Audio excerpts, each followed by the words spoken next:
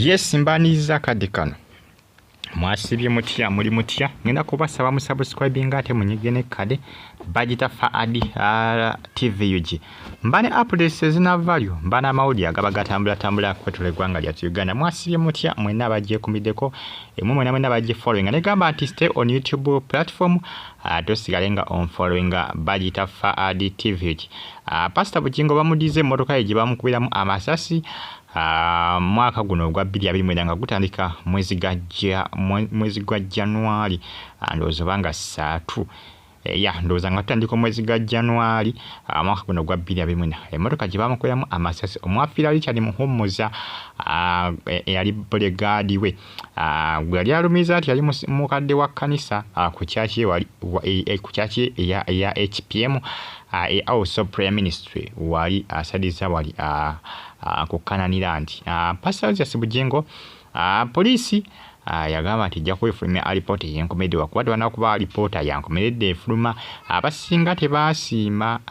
na reporter ya polisi gye bakola ki na reporter ya polisi gye bafulumya abasinga tebagikiriza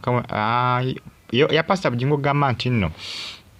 nti amasasi ye yakutuma bukutamine gakola ki negamuyitako buyisi kitebe kyabambege kibuliwe badde batwala emmotoka nawe badde banga lyonna bagimudiza olwalero era agenda kuba agikolako ka renovation jukira ono abadde yagula dda already emmotoka endala kati nagenda gikolako ka renovation yagiddabirize batekemu endabirwamu empya byonna twala tugende bagirongoose emito basimulemu omusaayi kugamba bagyoze ezindabirwamu baziggyemu ezo batekemu endabirwamu empya eddeweeko eterere kuba teyakozebwa nekiri awo just awo wayatikaawo ku ndabirwamu ndowooza ne maaso oba wali ndowooza n'emito just kugyoza bwoza eddewo bajja gikola ku renovation ekole ki eddewo polisi egimudiza emazewo ebbanga liwera nno tebezamu kuva January February March April May June abadde almost miezi 5 miramba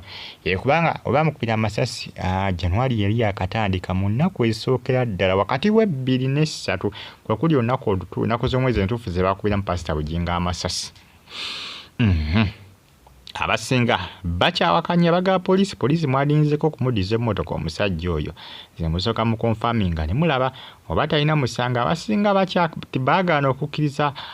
statement za Pastor Bugingo ziyawa ku bulumbaganye bwamukolebwako obw'amasasi abasinga bagaana okubanga bakkiriza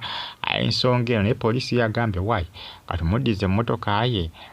kubanga ndowooza polisi tena kiyazudde kyamaanyi nnyo emmotoka tena kyebagasa kiri awo kivula bagimudiza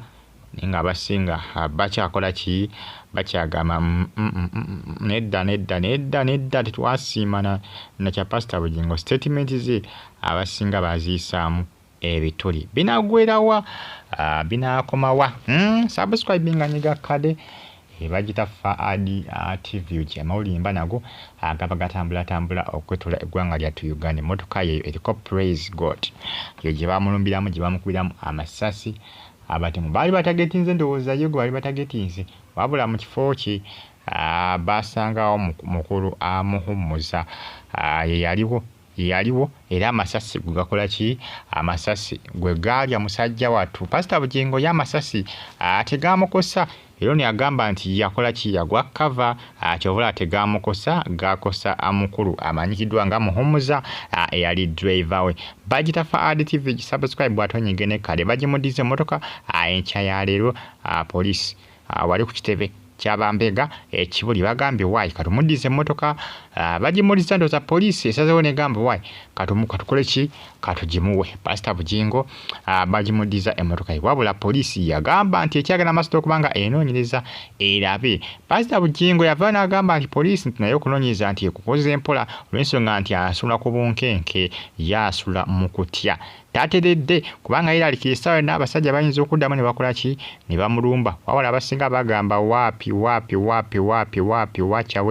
wacha wewe Pastor Bugingo abasinga bagala okwiza musitimiza Pastor Bugingo nti bamulumba Amasasi abasinga baawakana bagamba nedda Pastor Bugingo nedda omanyi abatta omukuumi wo omanyi abamutta baba likinga commentinga sigala ng'ogyeko mideko mbe bulungi mweraba